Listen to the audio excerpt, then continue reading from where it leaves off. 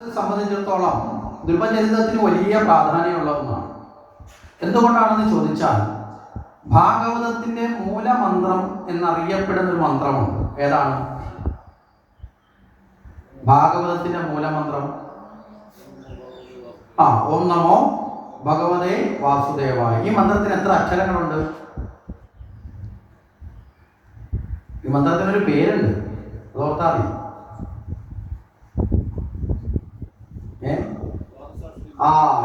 ദ്വാദശാക്ഷരി.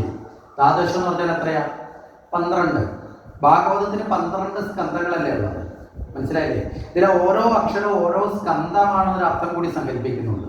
അങ്ങനെ നോക്കുമ്പോൾ ഭാഗവതത്തിന്റെ ഏറ്റവും മൂലമന്ത്രം ഓം നമോ ഭഗവതേ. ഈ മന്ത്രം ലഭിച്ച ഭാഗ്യം സിദ്ധിച്ച ആളാരാണ്? ആദ്യം ഈ മന്ത്രം ലഭിക്കുക ധ്രുവനാണ്. ധ്രുവൻ ഈ മന്ത്രം കൊടുക്കുന്നതാരാ? നാരദ മഹർഷിയാണ്, മനസ്സിലായില്ലേ? അപ്പൊ നാരദ മഹർഷിയിൽ നിന്ന് ഭാഗവത മൂലമന്ത്രം ശ്രവിച്ച് ആ മൂലമന്ത്രം ജപിച്ച് ഏറ്റവും കുറച്ചു കാലം കൊണ്ട് ഭഗവാനെ നേടിയ ഏറ്റവും പ്രായം കുറഞ്ഞ ആളാണ് ആര്? മനസ്സിലായില്ലേ? അപ്പൊ ഭഗവാനെ നേടുന്നതിന് പ്രായം എത്രയാ വേണ്ടത് എന്ന് ചോദിച്ചാൽ എത്രയോ നേരത്തെ നേടിയാൽ അത്രയും പുണ്യം. മനസ്സിലാകുന്നുണ്ടോ? നമ്മളൊക്കെ സാധാരണഗതിയിൽ പറയും ഹിന്ദുവിന്റെ ധർമ്മം അനുസരിച്ച് നമുക്ക് നേടേണ്ട സ്ഥാനം ഏതാ? സ്വർഗമാണോ നരകമാണോ? സ്വർഗം കിട്ടിയാൽ കൊള്ളാം. എൻ്റെ കയ്യിലില്ല. അടുത്ത കഥയിലെങ്ങാണ് ചോദിച്ചു നോക്കിയാൽ ചിലപ്പം കിട്ടിയെന്ന് വരും. കിട്ടിയാൽ കൊള്ളാന്നേ ഉള്ളൂ, കിട്ടുമെന്ന് ഉറപ്പൊന്നുമില്ല കേട്ടോ.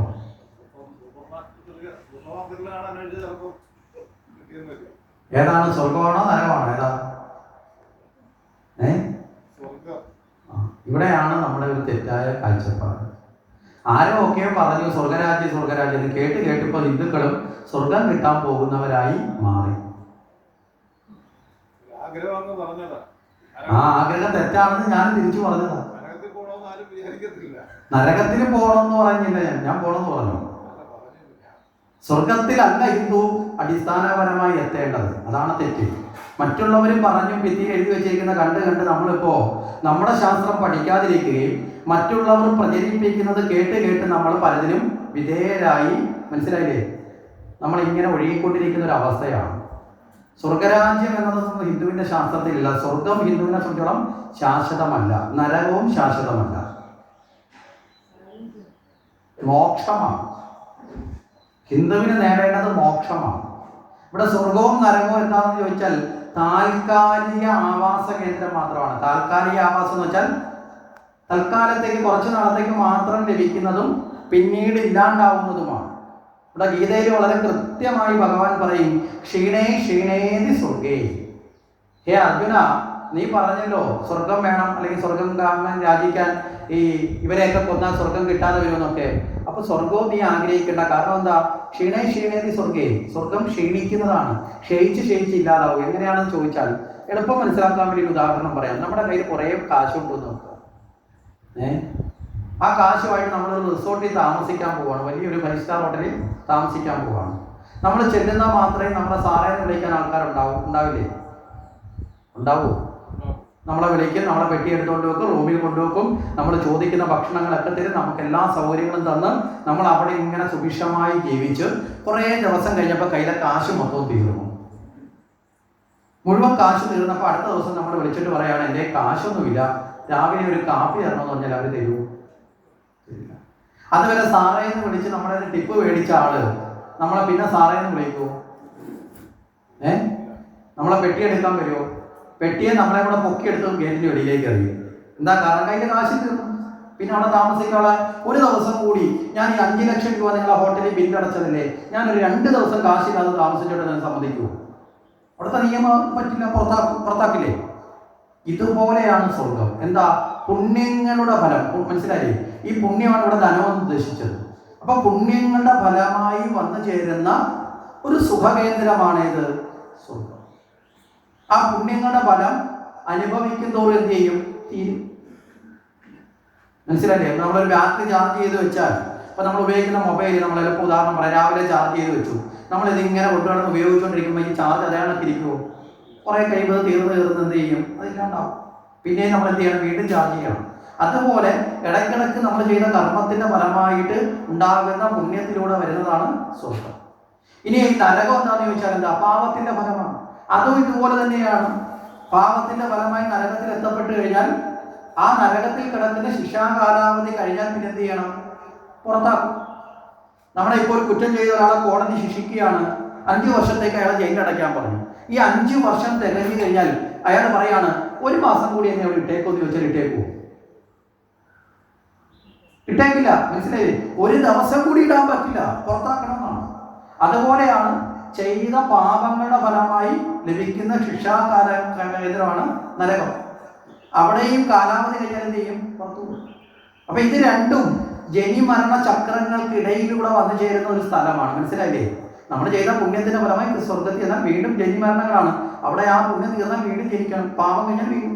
അപ്പൊ ആ ജനിമരണ ചക്രങ്ങളിൽ നിന്നുള്ള മോചനമല്ലേ യഥാർത്ഥത്തിൽ ഹിന്ദുവിന്റെ ദർശനം അല്ലേ?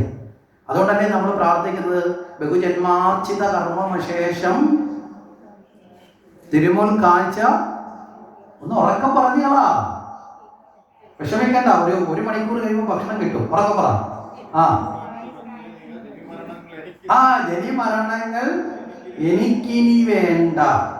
മനസ്സിലായില്ലേ? അപ്പൊ ഈ ജനിമരണങ്ങളില്ലാത്ത അവസ്ഥ, അതാണ് മോക്ഷം. എപ്പോഴാണ് ഈ മോക്ഷം കിട്ടേണ്ടത് നമുക്ക്? ഇപ്പോഴത്തെ രീതി അനുസരിച്ചാൽ 70 വയസ്സ് കഴിയുമ്പോഴാണ് അല്ലേ? വീട്ടുകാർക്ക് വേണ്ട, മക്കൾക്ക് വേണ്ട, മരുമക്കൾക്ക് വേണ്ട, കൊച്ചുമക്കളുടെ മുമ്പിൽ നിന്ന് അവരും കൂടെ പറയുന്നതൊക്കെ കേൾക്കുമ്പം ഭഗവാനെ, മനസ്സിലായില്ലേ? ചെന്ന് എന്ന് പ്രാർത്ഥിക്കുക. എന്താ കാര്യം? മോക്ഷം തരണേ എന്ന് പറയും. അങ്ങനെ കിട്ടേണ്ടതാണോ മോക്ഷം? എപ്പോഴാണ് ഈ മോക്ഷം കിട്ടേണ്ടത്? മോക്ഷം മരണത്തിന് ശേഷം കിട്ടേണ്ടതാണോ? പിന്നെ എപ്പോ കിട്ടണം? ജീവിച്ചിരിക്കുമ്പോഴേ നേടണം. ജീവിച്ചിരിക്കും മോക്ഷം കിട്ടി മരിക്കണമെന്നല്ല. മരണവും മോക്ഷവുമായിട്ട് ഒരു ബന്ധവും ഇല്ല. മനസ്സിലായില്ലേ? മരണവും മോക്ഷവുമായി ഒരു ബന്ധവും ഇല്ല. മോക്ഷം എന്ന് പറയുന്നത് എത്ര നേരത്തെ കിട്ടുന്നുവോ അത്രയും നല്ലത്. മനസ്സിലായില്ലേ? എത്ര നേരത്തെ. മോക്ഷം എന്ന് പറയുന്നത് എന്തെങ്കിലും ഒരു സാധനമല്ല, ഒരു അവസ്ഥയാണ്, ഒരു മനോഭാവമാണ്. മനസ്സിലായില്ലേ? മനസ്സിനെ സമീകൃതമായി സമ്യക്കായ ബോധത്തിലേക്ക് എത്തിക്കുന്നതാണ് മോക്ഷം. നമ്മുടെ മനസ്സിനെ, ഇപ്പൊ നമ്മുടെ മനസ്സ് ഒരു സമ്യക്കായ ചിട്ടയായ ബോധത്തിലാണോ? ആണോ? നമ്മുടെ മനസ്സ് ഇപ്പൊ സമ്യക്കായ ചിട്ടയായ ഒരു ബോധത്തിലാണോ ഉള്ളത്? ആണോ? നമ്മളെല്ലാം പറയും ഞങ്ങൾ അങ്ങനെ കുരുത്തക്കേടൊന്നും ഇല്ലാത്തവരാ, അതുകൊണ്ട് ഞങ്ങളുടെ ആ അർത്ഥത്തിലല്ല ഇവിടെ ചോദിച്ചത്. ഇപ്പൊ നമ്മുടെ മനസ്സ് ഓരോ വിചാരങ്ങളുടെ പുറവിലും ഓടിച്ചാടി നടക്കുന്നതും മോഹിക്കുന്നതും ഫലിപ്പിക്കുന്നതുമാണല്ലേ? ആണോ അല്ലേ? മനസ്സിലായില്ലേ? ഓരോന്നിന്റെ പുറകിലാണ് നമ്മുടെ മനസ്സ്. ആ പലതിന്റെയും പുറകിൽ ഓടിയും വലഞ്ഞും അലഞ്ഞും തിരിഞ്ഞു നടക്കുന്നതാണ് നമ്മുടെ മനസ്സ്. വളരെ കൃത്യമായി സ്വാമി വിവേകാനന്ദൻ നമ്മുടെ ഈ മനുഷ്യ മനസ്സുകളെ കുറിച്ച് പറഞ്ഞിട്ടുണ്ട്. അദ്ദേഹം പറയുന്നത് ഒരു സാധാരണക്കാരന്റെ മനസ്സ്, നിയന്ത്രണമില്ലാത്ത ഒരാളുടെ മനസ്സെന്ന് വെച്ചാൽ സദാ വികൃതിയായ ഒരു കുട്ടിക്കുരങ്ങനെ പോലെയാണ്. വികൃതി എന്നല്ല പറഞ്ഞത്, സദാ വികൃതി. നമ്മൾ ചില വീട്ടിൽ ചില കുട്ടികളെ കുറിച്ച് പറഞ്ഞില്ലേ, മഹാകുരുത്തം കെട്ടവനാ. കുരുത്തം കെട്ടതിന് ഒരു മഹാ എന്നൊരു പദം കൊടുത്തു. എന്താ കാരണം? സാധാരണ ഉള്ളതിനേക്കാൾ 10 മടങ്ങ് കൂടുതലായിരിക്കും അല്ലേ? അപ്പൊ സദാ വികൃതി എന്ന് പറഞ്ഞാൽ എപ്പോഴും വികൃതി കാണിക്കുന്ന, പ്രതീക്ഷിക്കുന്നതിനപ്പുറം വികൃതി കാണിക്കുന്ന ഒരു കുട്ടിക്കുരങ്ങനെ പോലെയാണ് മനസ്സ്. അവിടെ നിർത്തിയില്ല. സ്വാമിജി അടുത്ത പറയുന്നുണ്ട്, അങ്ങനെയുള്ള കുട്ടിക്കുരങ്ങനെ അല്പം മദ്യം കൂടി കിട്ടിയാലുള്ള അവസ്ഥ എന്തായിരിക്കും? സങ്കല്പിക്കാൻ പറ്റുമോ? കുരങ്ങനൊന്നും അല്ലാത്ത നമ്മുടെ നാട്ടിലെ വലിയ ജന്റിൽമാന്മാര് രാവിലെ പോയിട്ട് അല്പം മദ്യം കൂടെ കഴിച്ചിട്ട് വരുന്ന കാഴ്ചകളും നാട്ടിലെ വർത്തമാനങ്ങളും ഒക്കെ നമ്മൾ കാണുക. എന്തൊക്കെയാ കാണിക്കുന്നത് അല്ലേ? ഏറ്റവും വലിയ മഹാത്ഭുതങ്ങളൊക്കെ കാണിക്കും. ആ അവസ്ഥയിലെത്തിയ ഒരവസ്ഥ. അങ്ങനെയുള്ള കുരങ്ങന്റെ ദേഹത്ത് ഒരു കുട്ടിച്ചാത്തനും കൂടെ കയറിയാലോ? ഇതാണ് മനുഷ്യ മനസ്സിന്റെ സങ്കീർണത. ലോകത്തെ ഏറ്റവും പ്രയാസമേറിയതും ഏറ്റവും ഗഹനമായതും ഏറ്റവും വിസ്തൃതമായതും എന്താണെന്ന് ചോദിച്ചാൽ മനസ്സാണ്. ഏറ്റവും സങ്കീർണതയുള്ളത് മനസ്സാണ്. മനസ്സിലായില്ലേ? നിങ്ങളെ തൊട്ടടുത്തിരിക്കുന്ന ആളുടെ മനസ്സിൽ നിങ്ങളെക്കുറിച്ച് എന്തൊക്കെ വിചാരങ്ങളാണ് നിങ്ങൾക്ക് അറിയാൻ പറ്റും. നമ്മൾ ഏറ്റവും കൂടുതൽ സ്നേഹിക്കുന്നവർക്ക് നമ്മളോടുള്ള വികാരം എന്താണെന്ന് നിങ്ങൾക്ക് അറിയാൻ പറ്റുമോ? പുറമേ സ്നേഹം അഭിനയിക്കുന്നവരുണ്ടാവാം, മനസ്സിലായില്ലേ? പുറമേ അഭിനയിക്കാതെ ഉള്ളിൽ സ്നേഹിക്കുന്നവരുണ്ടാവാം, ശരിയല്ലേ? നമ്മൾ അടുത്തിരുന്ന് കഥ പറയുമ്പോഴും കേട്ടോണ്ടിരിക്കുമ്പോഴും മനസ്സുകൊണ്ട് വേറെ പലരെ സ്നേഹിക്കുന്നവരുണ്ടാവാം. ഇതൊക്കെ ഇങ്ങനെയാണ്. നമ്മൾ എന്ത് കൊടുത്ത് തൃപ്തിപ്പെടുത്താൻ ശ്രമിച്ചാലും തൃപ്തിയാവാതെ നിൽക്കുന്ന മനസ്സുകളുണ്ടാവാം, ശരിയല്ലേ? ഏറ്റവും സങ്കീർണതയുള്ള ലോകത്ത് ഒരേ ഒരു സാധനം എന്താണ്? മനസ്സാണ്. ഇതിനെയാണ് നമ്മൾ ഉള്ളിൽ കൊണ്ടു നടക്കുന്നത്. എന്റേതെന്ന് പറഞ്ഞിങ്ങനെ കൊണ്ടു നടക്കുന്നത്. ഈ സങ്കീർണതയുള്ള ഈ സാധനം തന്നെയാണ് നമ്മളെ ആവശ്യമില്ലാത്ത കുഴിയിലെല്ലാം കൊണ്ടിടുന്നത്. പറഞ്ഞതിന്റെ ആശയം മനസ്സിലായോ? നമ്മൾ അമ്പലത്തിലൊക്കെ പോയി നോക്കില്ല, ഭഗവാനെ എന്തിനാ എന്നെ ഇങ്ങനെ കഷ്ടപ്പെടുന്നത്? ഭഗവാനല്ല കഷ്ടപ്പെടുന്നത്. ആരാ കഷ്ടപ്പെടുത്തുന്നേ? മനസ്സാണ്. അപ്പൊ ചോദിക്കും, മനസ്സ് വേണ്ടതാണോ വേണ്ടാത്തതാണോ?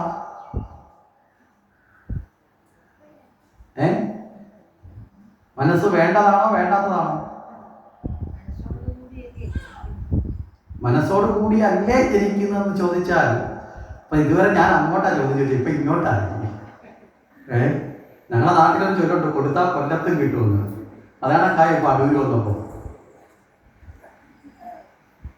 മനസ്സ് വേണ്ടതാണോ വേണ്ടാത്തതാണോ?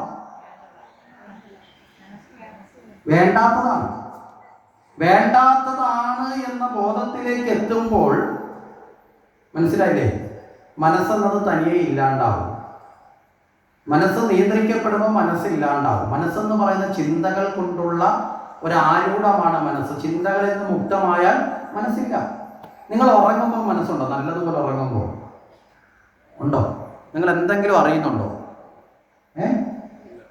നല്ല ഇടിവെട്ടി മഴ പെയ്താൽ പോലും ചിലർ, അഥവാ ചോർന്ന് വെള്ളത്തിൽ കിടന്നാൽ പോലും ചിലർ പറയും അറിയില്ല ഞാൻ. എന്താ കാരണം? അവിടെ മനസ്സ് പ്രവർത്തിക്കുന്നില്ല. മനസ്സരാർത്ഥത്തിൽ ഉള്ളതാണ് എന്ന് നമ്മൾ സങ്കല്പിച്ച് ധരിക്കുന്നതിലൂടെയാണ് നമ്മൾ മനസ്സിന് അടിമയാവുന്നത്. ഉള്ളതാണ് എന്ന് പറയുകയാണെങ്കിൽ അതിനൊരു രൂപം വേണ്ടേ? വേണോ വേണ്ടേ? മനസ്സിന് ഇന്ന് വരെ ഒരു രൂപത്തെ ആരെങ്കിലും കാട്ടി തന്നിട്ടുണ്ടോ? നമ്മൾ ആധുനികമായ ശാസ്ത്ര സാങ്കേതിക വിദ്യ വെച്ചിട്ട് അൾട്രാ സ്കാനിങ്ങും MRI സ്കാനിങ്ങും ഒക്കെ തുടങ്ങിയിട്ടുള്ള ചെറിയ കോശാന്തരങ്ങളിലുള്ള ഘടകങ്ങളെ വരെ എടുത്ത് സ്കാൻ ചെയ്യുന്ന സംവിധാനങ്ങളൊക്കെ ഇന്ന് നമ്മുടെ ആധുനിക സയൻസിലുണ്ട്, ഇല്ലേ? നമ്മളൊരു അസുഖം ചെന്ന് വന്നു കഴിഞ്ഞാൽ ഈ സ്കാനിങ്ങിലൊക്കെ ഉണ്ട്. അപ്പൊ ആ സ്കാനിങ്ങിലൂടെ ഏതെങ്കിലും അതോടെ ഈ മനസ്സിനെ ഇന്ന് വരെ ആരെങ്കിലും കണ്ടെത്തിയിട്ടുണ്ടോ? ഉണ്ടോ? മനസ്സിനൊരു രൂപം ഇന്ന് വരെ പറഞ്ഞിട്ടില്ല. ഇനി ഈ മനസ്സ് എവിടെയാണ് ഇരിക്കുന്നതെന്ന് വരാരെങ്കിലും പറഞ്ഞിട്ടുണ്ടോ? അതും പറഞ്ഞിട്ടില്ല. അതിനേക്കാൾ അത്ഭുതം മനസ്സിന്റെ സ്വഭാവത്തെ പോലും കൃത്യമായി ആരും വരെ പറഞ്ഞിട്ടില്ല. സ്വാമി വിവേകാനന്ദൻ ഒരു ഊഹത്തിൽ വെച്ചങ്ങ് പറഞ്ഞത് നമ്മളൊന്ന് ബോധ്യപ്പെടുത്താൻ. അപ്പൊ ഉള്ളതായിരുന്നു എങ്കിൽ അതിനൊരു രൂപം വേണ്ടേ? വേണോ വേണ്ടയോ? ഇല്ല, ഇത് കണ്ടിട്ട് ചിലർക്ക് ചെമ്പരത്തിപ്പൂ ചെവിക്ക് വെച്ച് കണക്കാകണം. മനസ്സൊരു ഇച്ചിരി കോംപ്ലിക്കേറ്റഡ് വിഷയമാണ്. നമുക്ക് അതിനകത്തോടൊന്നും കടന്നു വരാം. അതുകൊണ്ടാണ് നിങ്ങളും കൂടെ സഹകരിച്ചാലേ നമുക്ക് മുന്നോട്ട് പോകാൻ പറ്റും.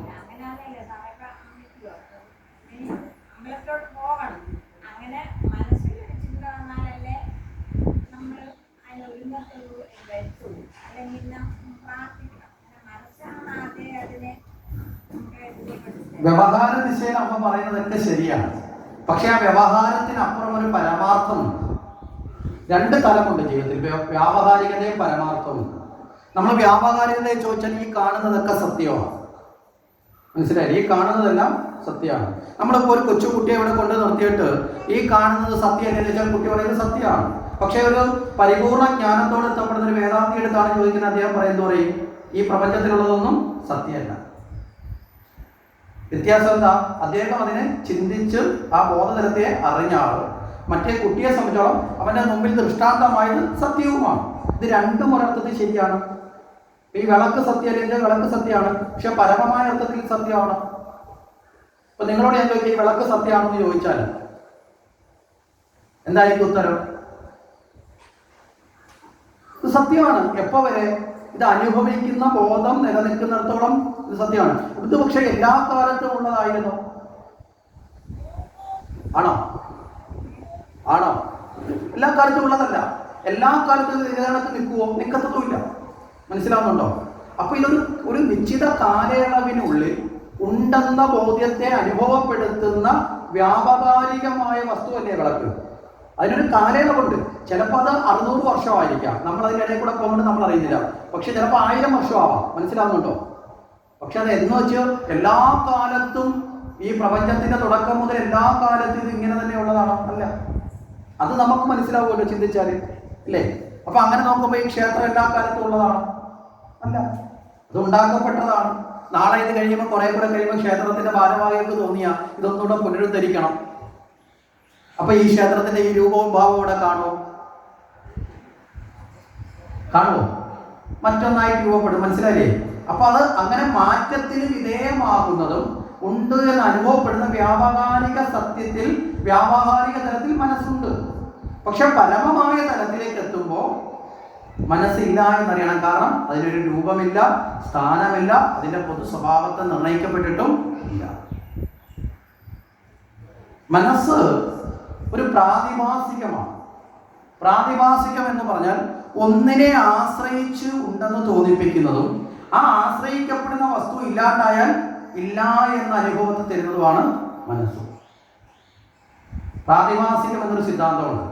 അതായത് ഈ വെയിലത്തേക്ക് നമ്മൾ ഇറങ്ങി നിന്നാൽ നമുക്ക് നിഴലുണ്ടാവില്ലേ? ഉണ്ടാവില്ലേ? നമ്മളെന്ന് ചോദിക്കുന്നത് എന്താണെന്ന് വെച്ചാൽ നമ്മൾ പറയും എൻ്റെ നിഴലാന്ന് പറയും. ശരിയല്ലേ? നമ്മുടെ നിഴല, നമ്മുടെ രൂപം തന്നെയാണോ നിഴലില്?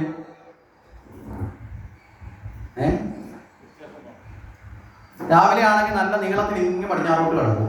ഉച്ചയ്ക്കാണെങ്കിലോ 2 അടിയായിട്ട് ചുരുങ്ങി ഒരു 10ന്റെ അത്രേ കാണത്തുള്ളൂ. നേരെ സൂര്യൻ മുകളിൽ, ഇല്ലേ? വൈകുന്നേരം ഇങ്ങനെ ഓരോ സമയത്ത് സൂര്യന്റെ വരുന്ന പ്രകാശത്തിന്റെ ദിശയ്ക്കനുസരിച്ച് എന്ത് ചെയ്യും? നിഴലിന് വ്യത്യാസം വരും. നമ്മുടെ അതേ രൂപവും അതേ കണക്കുള്ള ശരീരവും കണ്ണും മൂക്കും നാക്കും ഒക്കെ നിഴലിനുണ്ടാവുമോ? ഉണ്ടാവില്ല. ഈ നിഴലൊരു പ്രാതിഭാസികമാണ്. പക്ഷെ നമ്മളത് എൻ്റെ നിഴലെന്ന് തന്നെയല്ലേ പറയുന്നത്, അല്ലേ? അപ്പൊ എൻ്റെ കൈ, എൻ്റെ കാല് എന്ന് നമ്മൾ പറയുന്നത് പോലെ തന്നെയല്ലേ വാക്കുകൊണ്ട് പറയുമ്പോൾ, അല്ലേ?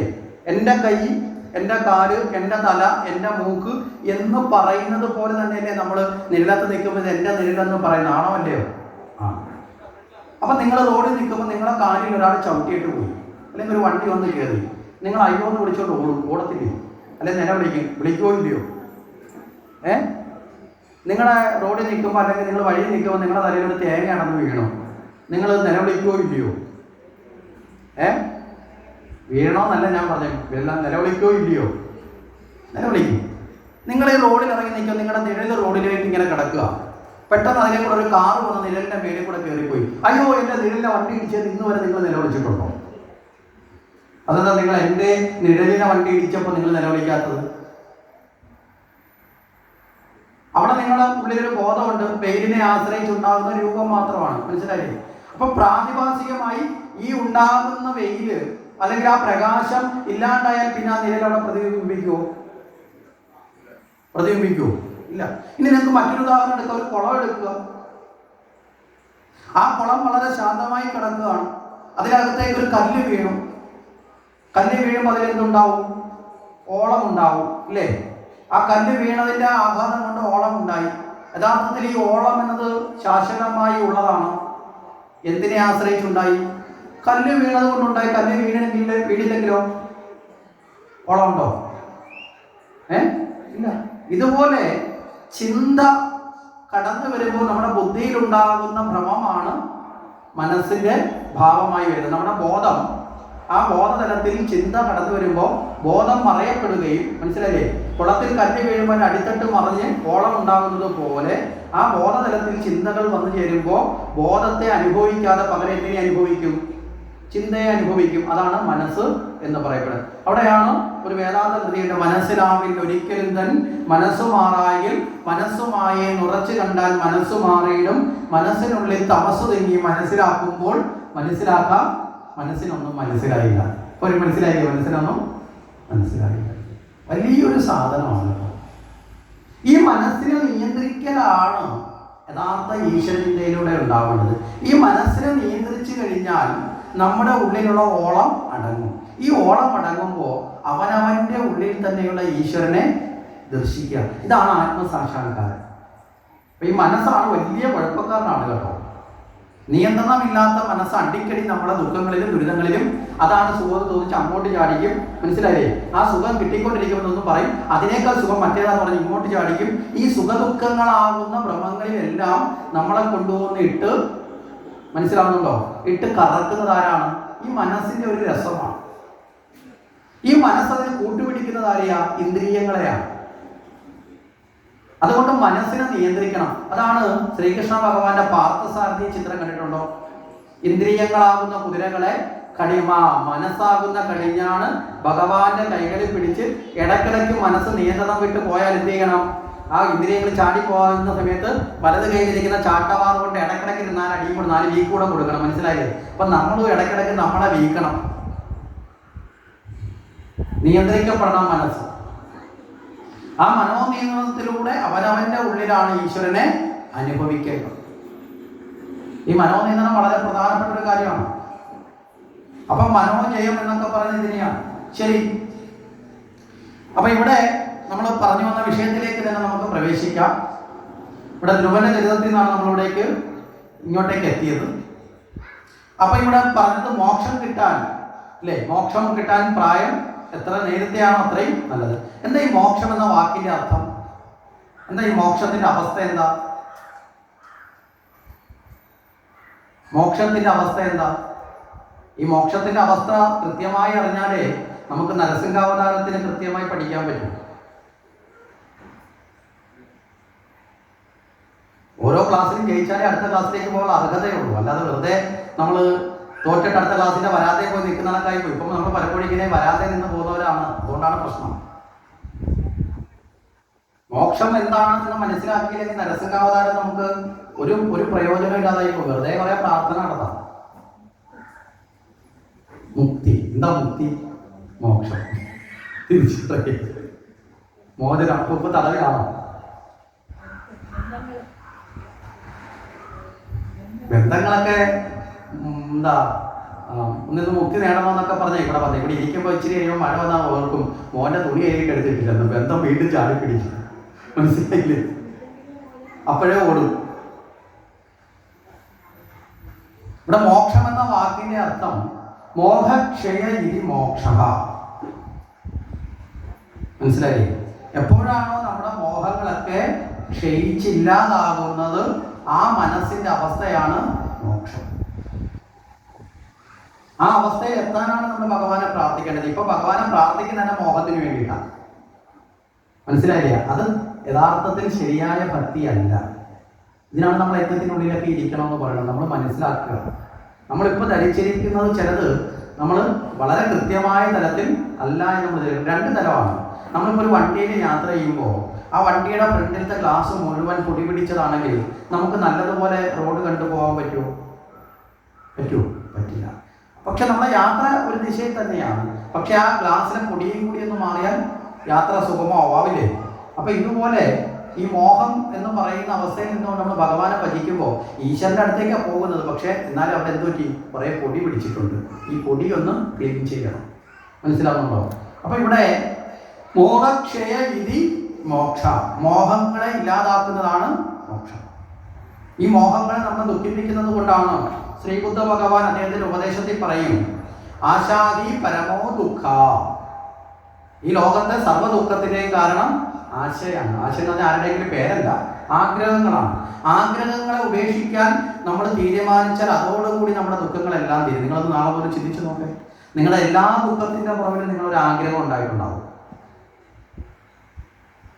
ഈ ദുഃഖവും ആഗ്രഹത്തിന്റെയും ദുഃഖത്തിന്റെയും അടിസ്ഥാന തത്വത്തെ പഠിപ്പിക്കുന്ന മഹാകാവ്യമാണ് രാമായണം. കാമാർത്ഥി പൂണ്ട വ്യക്തികൾക്കുണ്ടാകുന്ന അപജയവും കാമത്തെ ജയിച്ച രാമനും, ഇതാണ് രാമായണത്തിലെ തത്വം. ദശരഥന് പോലും പുത്രൻ ഇല്ലാതിരുന്നപ്പോൾ ഒരു ദുഃഖം വന്നു, മകൻ വേണമെന്നൊരു കാമം. സക്കാമമായിരുന്നു, പക്ഷെ അതിൻ്റെയും ദുഃഖം ആരനുഭവിച്ചു? പുത്രദുഃഖത്താൽ മരിക്കേണ്ടി വന്നു, അല്ലേ? ശൂർപ്പണഖി തന്റെ ഭർത്താവായ രാമനെ വേണമെന്നൊന്ന് കാമിച്ചു. അതിന്റെ ഫലമായി തന്റെ കുലം മുഴുവൻ നശിപ്പിക്കുന്നതിന് കാരണക്കാരിയായി മാറി. സീതയിൽ ഒരു കാമഭാവം തെറ്റിദ്ധരിക്കപ്പെട്ടു വന്നു ലക്ഷ്മണനോട്. ലക്ഷ്മണൻ തന്നെ മോഹിക്കുന്നു എന്ന് ധരിച്ചുകൊണ്ട് ലക്ഷ്മണനെ വഴക്കു പറഞ്ഞിട്ടാണ്, അല്ലേ, സീത ലക്ഷ്മണനെ എവിടേക്ക് അയക്കുന്നത്? മാരിയന്റെ അടുത്ത് പൊന്മാനം പിടിക്കാൻ പോയ രാമന്റെ അടുത്തേക്ക് ആരെ അയക്കുന്നത്? ലക്ഷ്മണനെ അയക്കുന്നത്. അതിന്റെ ദുഃഖം ആര് സഹിക്കേണ്ടി വന്നു? സീത പോലും, സാക്ഷാൽ ലക്ഷ്മി ദേവിക്ക് പോലും ആ ദുഃഖം വന്നു ചേരേണ്ടി വന്നു. വന്നില്ലേ? ഇങ്ങനെ അനവധി ദുഃഖങ്ങളുടെയും അഹല്യയ്ക്കുണ്ടായിരുന്ന, നമ്മൾ ആന്തരികമായി പരിശോധിച്ചാൽ അഹല്യയുടെ ഉള്ളിലും തന്റെ മുന്നിൽ വന്നത് ഇന്ദ്രനാണ് എന്ന് അഹല്യയ്ക്ക് അറിയാമായിരുന്നു. അറിഞ്ഞുകൊണ്ട് അറിയാത്തതായി ഭാവിച്ചു. അതിന്റെ ഫലമായിട്ട് എന്ത് ചെയ്തു? ശിലയായി ഭവിക്കേണ്ടി വന്നു, നിർവികാര ഭാവത്തിൽ എത്തപ്പെടേണ്ടി വന്നു. ഇങ്ങനെ അസംഖ്യം കാമങ്ങളുടെ, തന്റെ മകനെ രാജാവാക്കണമെന്ന മോഹം ആർക്ക് വന്നു? കൈകേയിക്ക് വന്നു. അതിന്റെ പരിണിത ഫലം തോന്നുന്നു സ്വന്തം മകൻ തന്നെ തെള്ളി പറയുന്ന അവസ്ഥയിൽ അല്ലേ, ആ ഭരതന്റെ പോലും ശഹാരം കേട്ട് ജീവിക്കേണ്ട അവസ്ഥ ആർക്ക് വന്നു? കൈകേയിക്ക് വന്നു. അപ്പൊ മോഹങ്ങളാണ് നമ്മുടെ ദുഃഖത്തിന്റെ വലിയൊരു തലം എന്ന് പഠിക്കാൻ നമുക്ക് രാമായണത്തെ എടുത്തെന്ന് പഠിച്ചാൽ മതി. അപ്പൊ ഇവിടെ ഈ മോഹത്തെ ഉപേക്ഷിക്കുക. ഇവിടെ ഇന്നലെ പറഞ്ഞിരുന്നു നമ്മൾ ഇടയ്ക്ക് വെച്ചത്, ഭക്തി 3 തലത്തിലുണ്ട്. 1 ശുദ്ധഭക്തി, 2 മലിനഭക്തി, 3 ആസുരിക ഭക്തി എന്ന് തീർന്നിരിക്കുക. ശുദ്ധഭക്തി എന്ന് പറഞ്ഞാൽ എന്താ? ഒരു മോഹവും ഇല്ലാതെ ഭഗവാനെ ഭജിക്കുക. മനസ്സിലായില്ലേ? ഭഗവാനെ അനുഭവിക്കാനും ഭഗവാനെ അറിയുവാനും വേണ്ടി ഭഗവാനെ ഭജിക്കുക. ഒരു മോഹവും ഇല്ല. അങ്ങനെയുള്ള ഭക്തന്മാരുണ്ടാവണം. അതാണ് ഭാഗവതത്തിലെ പരമഭക്തന്മാരെല്ലാവരും അങ്ങനെയുള്ളവരാണ്. നരസിംഹാവതാരം പറയുമ്പോൾ നിങ്ങൾക്കത് ഒന്നുകൂടി ഉറയ്ക്കും. മനസ്സിലായില്ലേ? ഇനി രണ്ടാമതെന്താ? അർഹതയുള്ളതാണെങ്കിലും മോഹിക്കുന്നവരുണ്ട്. അർഹതയുണ്ട് പക്ഷെ മോഹിക്കും. ആ മോഹം മനസ്സിൽ വെക്കുന്നത് മലിനഭക്തിയാണ്. മനസ്സിലായില്ലേ? അർഹത ഉള്ളതാണെങ്കിൽ പോലും മോഹിക്കേണ്ട ആവശ്യമില്ല. വന്നു ചേരേണ്ടതാണെങ്കിൽ വന്നു ചേരും. അങ്ങനെയുള്ള അവസ്ഥകൾ നമുക്കുണ്ടാവാറില്ലേ? അപ്പൊ അതാണ് മലിനഭക്തി, മോഹങ്ങളുള്ള. അപ്പോ പിന്നെയോ അർഹതയില്ലാത്ത മോഹങ്ങളോടുകൂടി ഭഗവാനെ ഭജിക്കുന്നവരില്ലേ? അർഹതയേ ഇല്ല. അതായത് എളുപ്പം ഒരു സിമ്പിൾ ഉദാഹരണം പറയാം. പഠിക്കണം എന്ന് പറഞ്ഞപ്പോൾ പഠിക്കേണ്ട സമയത്ത് ഒന്നും പഠിച്ചില്ല. പരീക്ഷയുടെ തലേന്ന് പോയി അമ്പലത്തിൽ വന്നിട്ട് ഭഗവാനെ എനിക്ക് ഫുൾ A+ കിട്ടണമെന്ന് പ്രാർത്ഥിച്ചാൽ ആ പ്രാർത്ഥന അർഹതയുള്ളതാണോ? ആണോ? മനസ്സിലായില്ലേ? അതിനെ അങ്ങനെയുള്ള ഭക്തിയാണ് ആസുരിക ഭക്തി എന്ന് പറയും. അർഹതയില്ല. മനസ്സിലായില്ലേ? അപ്പൊ അർഹതയുള്ള ഭക്തി മലിനഭക്തി. മലിനഭക്തിയെ വൃത്തിയാക്കാൻ വളരെ എളുപ്പമാണ്. ആസുരിക ഭക്തിയെ വൃത്തിയാക്കാൻ വളരെ പാടാണ്. അതാണ് അസുരന്മാരെ ഭഗവാൻ ചെയ്യുന്നത്. അർഹതയില്ലാത്തത് പോയി കൊന്നില്ലാതാക്കുന്ന. മനസ്സിലായില്ലേ? മലിനഭക്തിയെ നമുക്ക് അടുത്ത പടിയിലേക്ക് എത്തിക്കാം, ശുദ്ധഭക്തിയിലേക്ക് എത്തിക്കാം. എന്താ? മലിനമായി പറക്കി കളഞ്ഞാൽ മതി. നമ്മളിപ്പോൾ വീടിന്റെ മുറിക്കകം മലിനമായി കിടക്കുകയാണെങ്കിൽ നമ്മൾ എന്ത് ചെയ്യും? ഒന്ന് വൃത്തിയാക്കും. ഇപ്പൊ മലിനമായി. അതുപോലെ മോഹങ്ങളെ ഒന്ന് പറക്കി കളഞ്ഞിട്ടുള്ള ഭക്തി ഉണ്ടാക്കാമെങ്കിൽ ശുദ്ധഭക്തി ഉണ്ടാവും. ഈ ശുദ്ധഭക്തിയിലേക്ക് എത്തുമ്പോഴാണ് അവരാണ് ഭഗവാന്റെ പരമഭക്തർ. ആ പരമഭക്തരെ സൃഷ്ടിക്കാനാണ് ഏത്? ഭാഗവതം. ആസുരിക ഭക്തിയിലേക്ക് പോകാതെ, മനസ്സിലായില്ലേ, മലിനഭക്തിയിൽ നിൽക്കുന്ന നമ്മളെ മോഹവലയങ്ങളിൽ നിന്ന് മുക്തരാക്കി ശുദ്ധഭക്തിയിലേക്ക് ഉയർത്തി പരമഭക്തന്മാരായി മാറ്റുകയും നമുക്ക് ആ ഭഗവാന്റെ ചൈതന്യത്തെ പകരുകയും അനുഭവവേദ്യമാവുകയും ചെയ്യുക. ഇതാണ് ഭാഗവതത്തിന്റെ ഉദ്ദേശം. അപ്പൊ ആ ഒരു നിലയുണ്ട്. ഇവിടെ നമുക്ക് ആ മോക്ഷത്തിലേക്ക് വരാൻ. ഇപ്പൊ ധ്രുവന് ഏറ്റവും കുഞ്ഞുനാളിൽ മോക്ഷം കിട്ടിയ ആളാണെന്നാണ് ആരെക്കുറിച്ച് പറഞ്ഞത്? ധ്രുവനെ കുറിച്ച് പറഞ്ഞത്. എന്താണ് ഇതിന്റെ കാരണം എന്നുള്ള കഥയും ഒന്ന് ചിന്തിക്കാം. ഇവിടെ ഉത്ഥാനപാദൻ എന്ന് പറയുന്ന രാജാവ്, ഇന്നലെ നമ്മൾ ചർച്ച ചെയ്യുന്ന സായംഭൂ മനുവിന്റെ പുത്രി ദേവഹൂതിയെ കുറിച്ച് ഇന്നലെ പറഞ്ഞു. ആ ദേവഹൂതിയുടെ സഹോദരനാണ് ഉത്ഥാനപാദൻ. ഉത്ഥാനപാദ രാജാവിന് 2 പത്നിമാരുണ്ടായിരുന്നു. ആ 2 പത്നിമാരിൽ ഒരാള് സുരുചി എന്നും ഒരാള് നേരെ ഒരാളെ പേര് സുരുചി എന്നും ഒരാള് സുനീതിയും എന്നാണ് ഉത്ഥാനപാദ രാജാവിന്റെ ഭാര്യമാരുടെ പേര്. അപ്പൊ ഈ 2 ഭാര്യമാരും ഓരോ കുഞ്ഞുങ്ങളുണ്ടായിരുന്നു. അവിടെ സുനീതിയിൽ ഉണ്ടായിരുന്ന കുഞ്ഞു ഉത്തമനെന്നും സുനീതിയുടെ മകന്റെ പേര് ധ്രുവൻ എന്നുമാണ്. വളരെ കൊച്ചു കുട്ടികളായിരിക്കുമ്പോൾ ഈ സുനീതിയുടെ പുത്രനായ ഉത്തമൻ അച്ഛന്റെ മടിയിൽ, അച്ഛൻ സിംഹാസനത്തിൽ ഇരിക്കുമ്പോൾ മടിയിൽ ചെന്നിരുന്ന് കയറിയിരുന്നു. ഈ സമയത്ത് ഇത് കണ്ടുകൊണ്ട് തന്നെ സുനീതിയുടെ മകനും ഓടി എവിടേക്ക്? അച്ഛന്റെ മടിയിലേക്ക് ഇരിക്കാൻ ഓടി. അവിടേക്ക് ചെല്ലുന്ന സമയത്ത് സുനീതിയുടെ മകനെ ആര് തടഞ്ഞു? സുരുചി തടഞ്ഞു. സുരുചി പറഞ്ഞു, നിനക്ക് അച്ഛന്റെ മടിയിലിരിക്കാനുള്ള യോഗ്യതയില്ല. കാരണം അച്ഛൻ ഏറ്റവും കൂടുതൽ പ്രിയമാരോടാണ്? ഈ 2 ഭാര്യമാരിൽ സുരുചിയോടാണ്. അതുകൊണ്ട് ഞാനാണ് ഇവിടുത്തെ മഹാറാണി. എൻ്റെ മകനായി ജനിച്ചാൽ മാത്രമേ നിനക്കിരിക്കാൻ സാധിക്കൂ. ഇപ്പൊ നീ എൻ്റെ മകനായി ജനിച്ചില്ല. മനസ്സിലായില്ലേ? അതുകൊണ്ട് നീ എന്ത് ചെയ്യുക? അച്ഛൻ്റെ മടിയിലിരിക്കാൻ സാധിക്കില്ല. ഇനി അഥവാ നിനക്ക് ഇരിക്കണമെന്ന് ആഗ്രഹമുണ്ടെങ്കിൽ നീ ഭഗവാനെ തപസ് ചെയ്ത് അതിനുള്ള യോഗ്യത നേടി എൻ്റെ വയറ്റിൽ പിറക്കുക, അങ്കിൽ നിനക്ക് അച്ഛൻ്റെ മടിയിലിരിക്കാം. ഒരു കൊച്ചു കുഞ്ഞിനെ സ്വന്തം പിതാവിൻ്റെ മടിയിലിരിക്കാനുള്ള സ്ഥാനം വിലക്കണമെങ്കിൽ അത് ധർമ്മമാണോ അധർമ്മമാണോ? അധർമ്മമാണ്. മനസ്സിലായില്ലേ? ഇവിടെ ഈ അധർമ്മവും ധർമ്മത്തെ തിരിച്ചറിയണമെങ്കിൽ ഈ രാജാവിനെയും അദ്ദേഹത്തിന്റെ പത്നിമാരെയും നമ്മളൊന്ന് വിശകലനം ചെയ്യണം. ഈ രാജാവാകട്ടെ ഇത് തടഞ്ഞതുമില്ല. മനസ്സിലാകുന്നുണ്ടോ? അങ്ങനെയല്ല, അവനും എൻ്റെ മകനാണ്, എൻ്റെ മടിയിലിരിക്കട്ടെ എന്ന് ആർക്കും പറയാമായിരുന്നു? ഉത്താനപാദൻ അത് അദ്ദേഹം ചെയ്തില്ല. അദ്ദേഹം സുരുചി പറഞ്ഞതിന് മറുത്തൊരു വാക്കും പറയാനും പോയില്ല.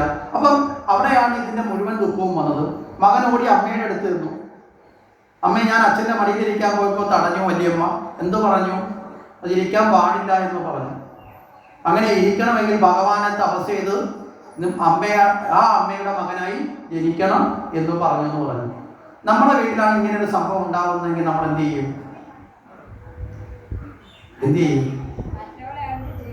മറ്റവളെ അടിച്ച് ശരിയാക്കില്ല.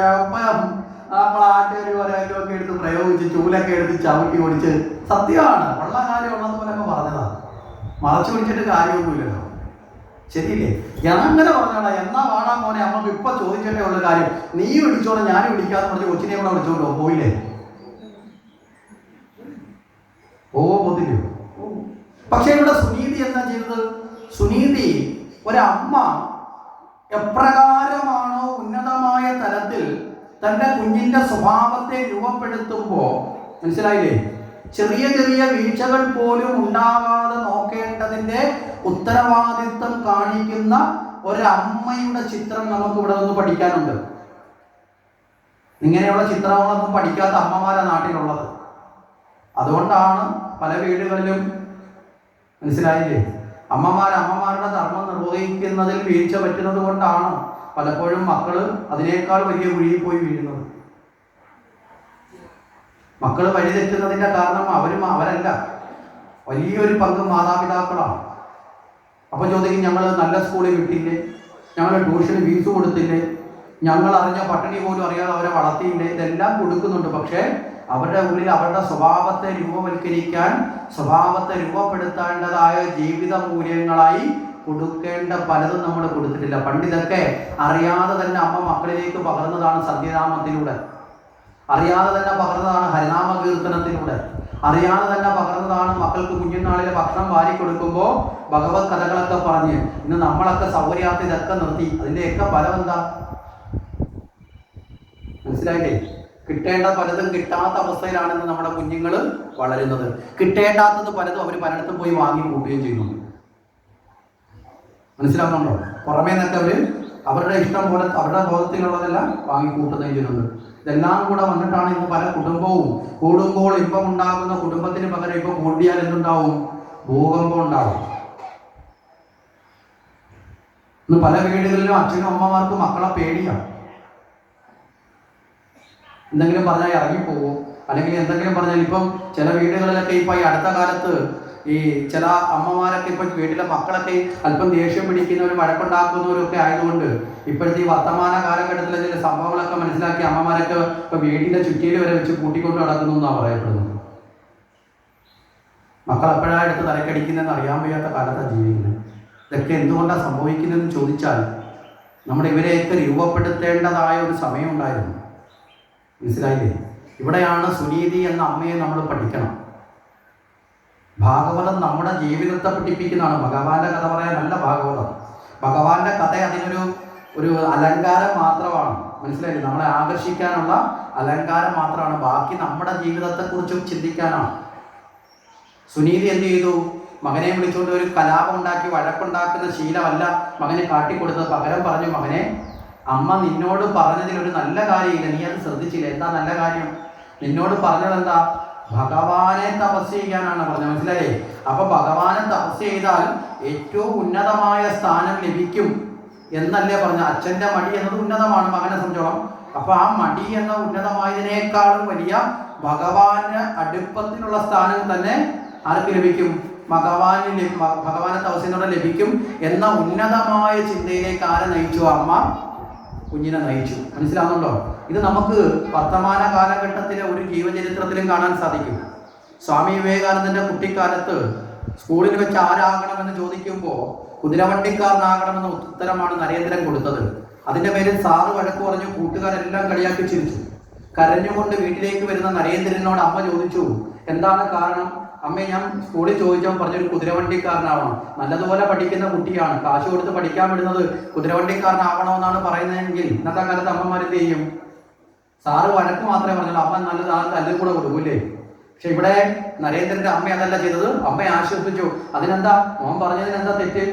മോന്റെ ആഗ്രഹം കൊണ്ട് പറഞ്ഞതല്ലേ. എന്താ കാരണം? എല്ലാ ദിവസവും രാവിലെ സ്കൂളിൽ പോകുന്ന കുതിരവണ്ടിക്കകത്താ. അപ്പൊ ഈ കുതിരവണ്ടി ഇങ്ങനെ ഓട്ടിച്ചുകൊണ്ട് പോകുന്ന കണ്ട് ഇഷ്ടപ്പെട്ടിട്ടാണ് കുതിരവണ്ടിക്കാരൻ അമ്മ ആ കുഞ്ഞിനെ തിരുത്തി കൊണ്ടുവരുന്നത്. എങ്ങനെയാണ് നമ്മൾ ചിന്തിച്ചു നോക്കണം. വളരെ കൃത്യമാണ് ഒരു അമ്മയുടെ ഇടപെടൽ ഒരു കുഞ്ഞിന്റെ സ്വഭാവത്തെ.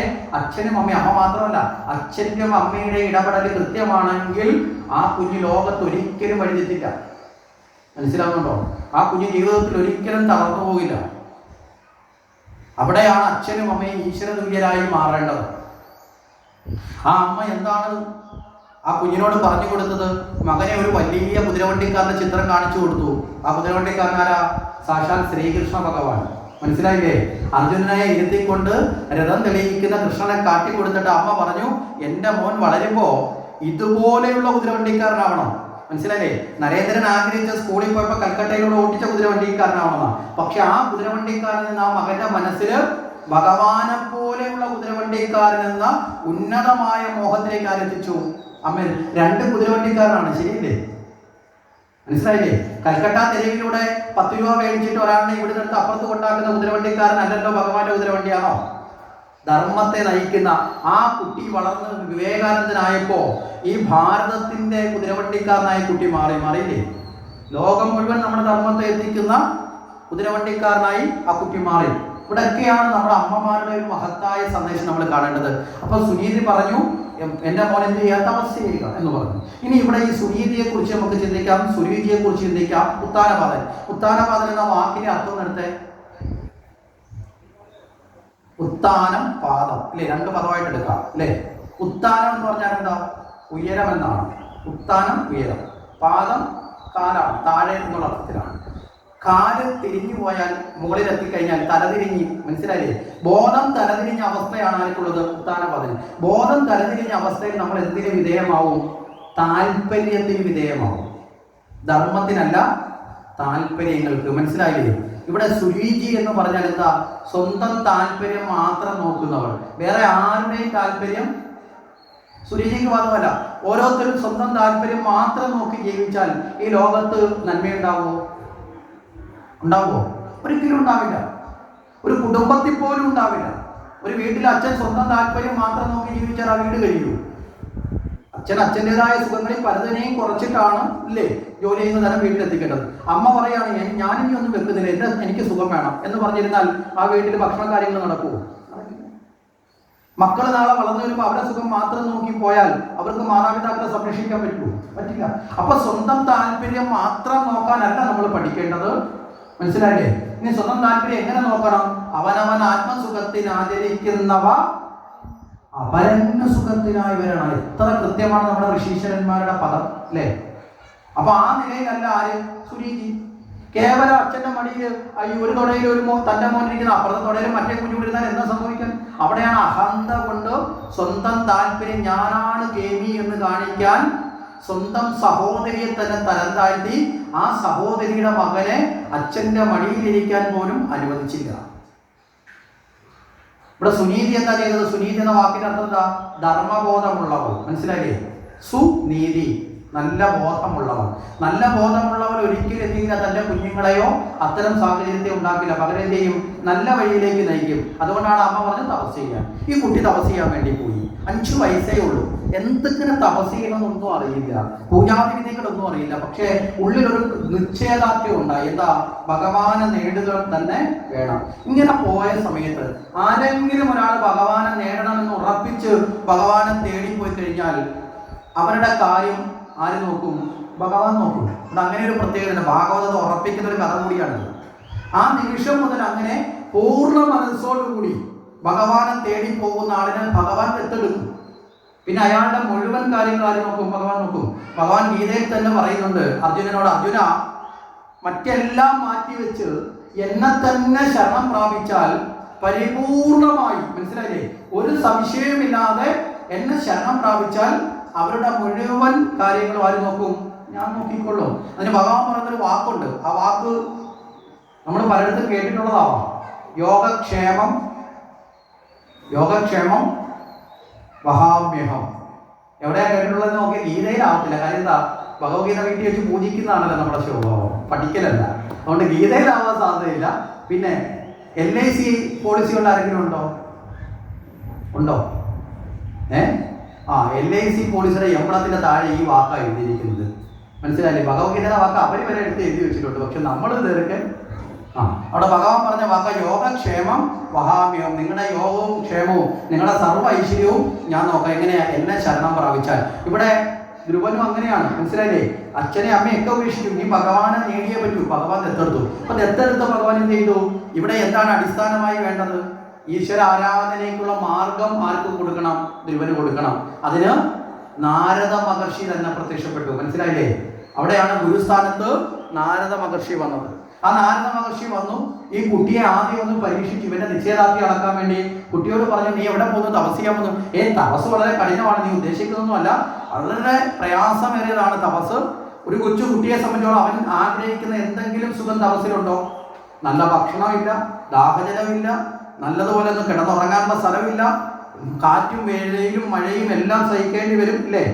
ആ വനത്തിലുള്ള ഭീകര ജീവികളെ നേരിടേണ്ടി വരും. ഇതൊക്കെ എവിടെ അനുഭവിക്കണം? ഈ തപസ്സില്.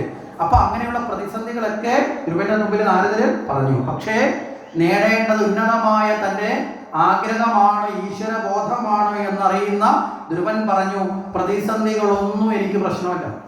മനസ്സിലായില്ലേ? ഒരു ശരിയായ ഭക്തൻ പ്രതിസന്ധികളെ കടന്നു ഭഗവാനെ നേടണം. മനസ്സിലായില്ലേ?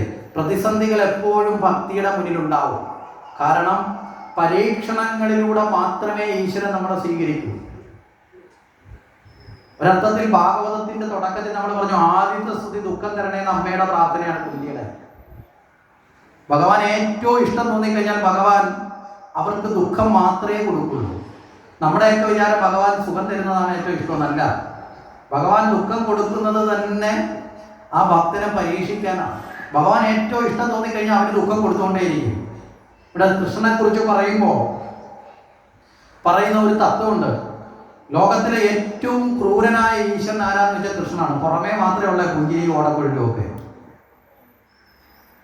ഏറ്റവും ക്രൂരനായ ഈശ്വരനാണ് കൃഷ്ണൻ എന്ന് പറയും. എന്നാൽ ലോകത്തെ ഏറ്റവും കൂടുതൽ ഫാൻസ് ഉള്ള ഈശ്വരൻ ആരാധനയുള്ളത് കൃഷ്ണനാണ്. എല്ലാവരും ഏറ്റവും കൂടുതൽ ആരാധകരുള്ളത് കൃഷ്ണനാണ്. പക്ഷെ ഏറ്റവും ക്രൂരനായ ഈശ്വരനാണ് കൃഷ്ണൻ. നമ്മൾ കൃഷ്ണനെ തേടി പോകുമ്പോൾ, നമ്മൾ കൃഷ്ണനെ ആശ്രയിക്കുമ്പോൾ കൃഷ്ണൻ നല്ല ആളാണ്. കൃഷ്ണൻ നമ്മളെ അങ്ങോട്ട് പിടിച്ചാൽ, മനസ്സിലായില്ലേ, പിന്നെ കൃഷ്ണൻ ക്രൂരത തുടങ്ങും. ഇങ്ങനൊരു വ്യത്യാസമുണ്ട്. നമ്മൾ ഭഗവാനെ ഇഷ്ടപ്പെടുമ്പോൾ പ്രശ്നമില്ല. ഭഗവാൻ നമ്മളെ ഇഷ്ടപ്പെട്ടാൽ, മനസ്സിലായില്ലേ, നമ്മൾ ഭഗവാനെ ഇഷ്ടപ്പെടുമ്പോൾ ഭഗവാൻ സുന്ദരനാണ്. പക്ഷെ ഭഗവാൻ നമ്മളെ ഇഷ്ടപ്പെട്ട് തുടങ്ങിക്കഴിഞ്ഞാൽ പിന്നെ ഭഗവാൻ ക്രൂരനാണ്. ഒരു ദാക്ഷിണ്യം ഇല്ലാത്ത ആളാണ്. എന്താ കാരണം? അവനെ സർവാശ്രയവും ഇല്ലാത്ത അവസ്ഥയിലേക്ക് എത്തിക്കും. എന്താ കാര്യം? ഏതെങ്കിലുമൊക്കെ ആശ്രയിക്കാനുണ്ടെങ്കിൽ അവൻ ഇടയ്ക്കിടയ്ക്ക് അതിനെയൊക്കെ പുറകെ പോകും. മനസ്സിലായില്ലേ?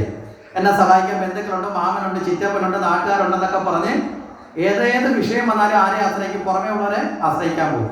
എല്ലാവരും ആശ്രയിക്കാത്തൊരവസ്ഥ വന്നാൽ പിന്നെ ആരെ ആശ്രയിക്കും? നമ്മൾ ഭഗവാനെ ആശ്രയിക്കും.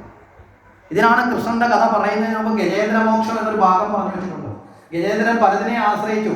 അവരാരും രക്ഷിക്കാതെ വന്നപ്പോൾ ഏറ്റവും ഒടുവിലും സ്വന്തം ബോധ്യത്തിൽ ആരെ ആശ്രയിച്ചു? ഭഗവാനെ. ഇന്നലെ ഒരു കഥ നമ്മൾ പറഞ്ഞു. ആരുടേത്? ഉത്തരയുടെ ചരിതം ഓർമ്മയുണ്ടോ? പാഞ്ചാലി ഉത്തരയെ തമ്മിലുള്ള ഡിഫറൻസ് ഇന്നലെ പറഞ്ഞു.